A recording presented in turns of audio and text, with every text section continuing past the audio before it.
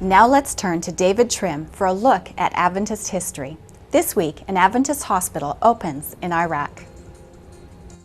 Welcome to This Week in Adventist History. On November 25 in 1890, the schooner Pitcairn, which had sailed from Oakland, California on October 20, arrived at Pitcairn Island for the first time. Paid for by Sabbath school offerings, the ship was to have been named the Glad Tidings. But because the story of the descendants of the Bounty mutineers had inspired the offerings, church leaders decided to name it instead Pitcairn.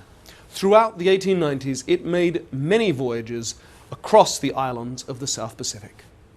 On November 26, in 1827, Ellen Gould Harmon and her twin sister Elizabeth were born to Robert and Eunice Harmon near the village of Gorham in the U.S. state of Maine.